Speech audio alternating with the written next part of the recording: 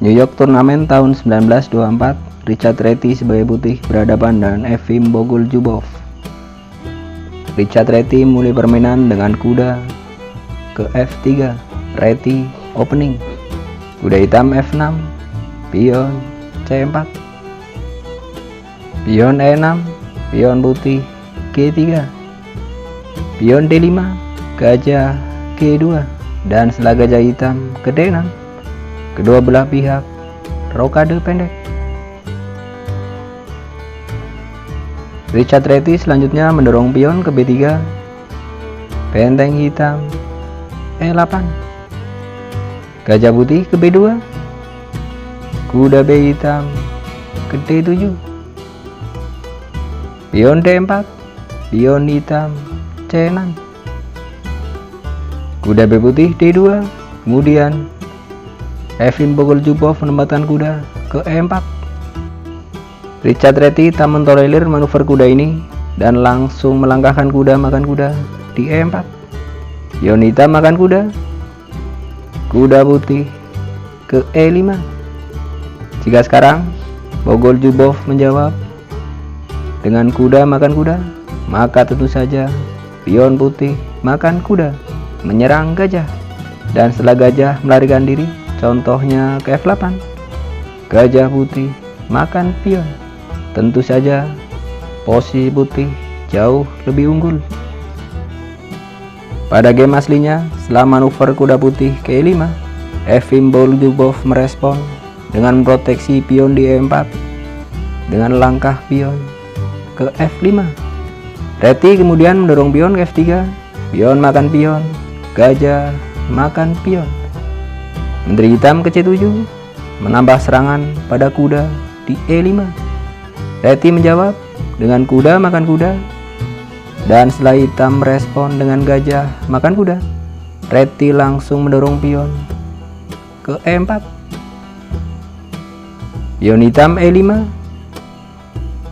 pion ke C5 menyerang gajah, dan setelah gajah melarikan diri ke F8, Reti melangkahkan menteri C2, pion makan pion di D4 dibalas dengan pion makan pion, benteng A hitam ke D8, gajah putih ke H5 menyerang benteng,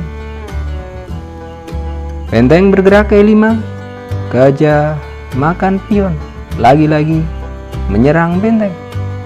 Dan pada posisi ini Efim Bogoljubov melakukan pengorbanan sementara dengan langkah benteng makan pion di F5. Benteng makan benteng dibalas gajah makan benteng, dan setelah menteri putih makan gajah, Bogoljubov membalas dengan benteng makan gajah.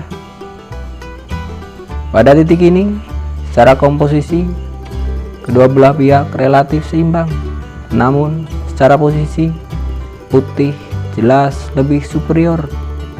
Apalagi setelah langkah berikutnya dari putih, yakni benteng ke F1, ancaman skakmat dalam satu langkah.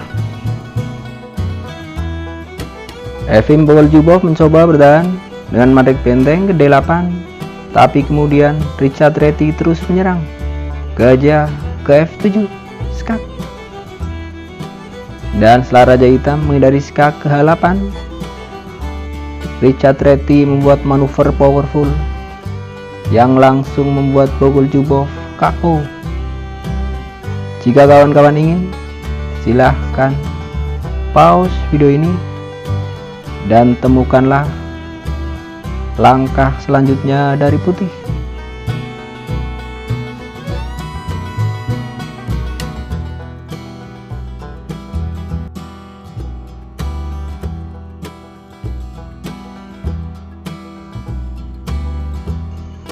Pada posisi ini, Richard Reti menempatkan gajah ke petak E8, dan setelah langkah ini Efim Bogoljubov langsung menyerah. Hitam langsung menyerah karena sekarang Reti mengancam skakmat satu langkah dengan menteri makan gajah di F8. Jika Ita menjawab dengan benteng makan gajah, maka tetap saja menteri makan gajah. Skak. Benteng makan menteri, tentu benteng makan benteng. Skak. Mat.